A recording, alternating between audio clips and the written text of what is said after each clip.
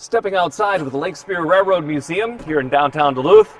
We're temporarily closed, but we'll be opening soon. It's not really a great day to be outside, and quite honestly, I usually don't wear caps.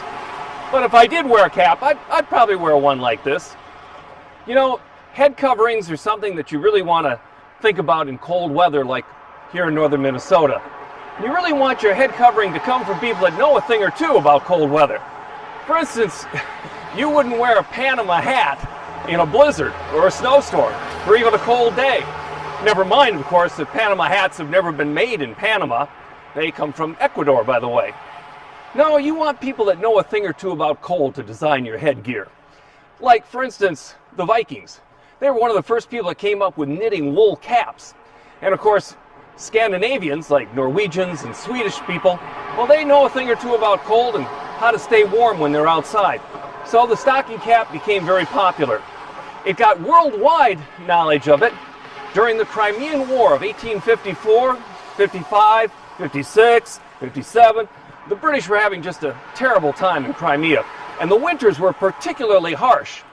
For instance, in the Battle of Balaclava, which went on for months and months and months, the British soldiers made an adaptation to their stocking caps.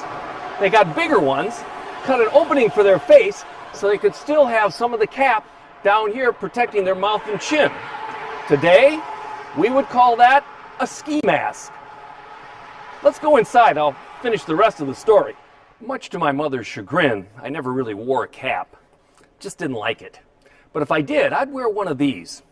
A good old Stormy Kromer. The name alone says it'll survive a winter blizzard. Stormy. Named after George Stormy Kromer.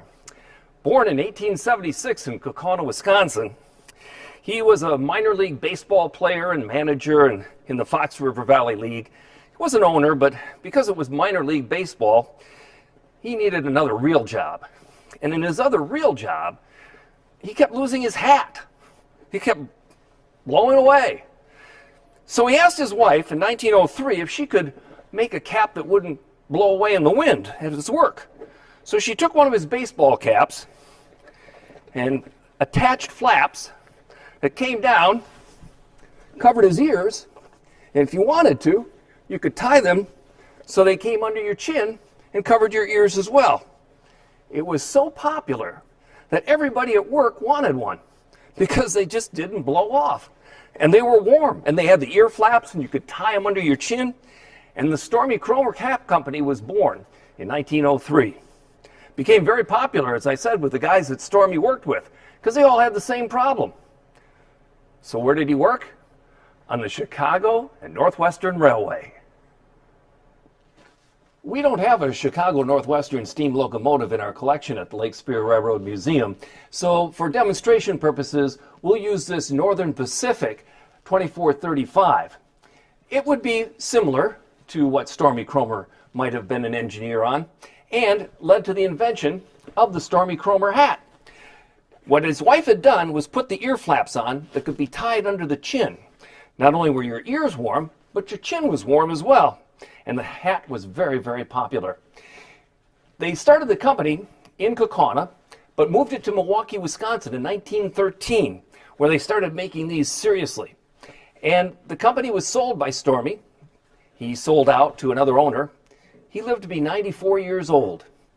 Unfortunately, his legacy wasn't doing so well. By 1965, the company was in near bankruptcy.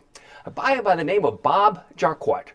Bob had a fabric company in Michigan's Golden Upper Peninsula in Ironwood, and he bought what was left of the Stormy Kromer Cap Company and moved it to Ironwood, where they manufacture these caps today and revitalized the brand, all handmade in that Ironwood, Michigan plant of his, and sold all over the country. Maybe not so much in Southern California, but, you know, up in our part of the country. And now, let me show you why the invention worked. As I said, old Stormy was an engineer on the Chicago Northwestern Railway. And when he put his baseball cap on and had to look out the window to see where he was going, there came the wind and there went his hat. And the other engineers had the same problem. That's why the Stormy Kromer cap was so very popular on the railroads. And now, with just about everybody else. Well, Maybe not so much in Southern California, but for us hardy types up here, it's a very popular cap. And the Kromer Company can send me a little something for this plug. In the meantime, though, you know what I always say, if you work it hard enough, it all comes back to the railroad. And it all comes back to you to do what's right. Remember, it's not a task to wear a mask, it's the right thing to do.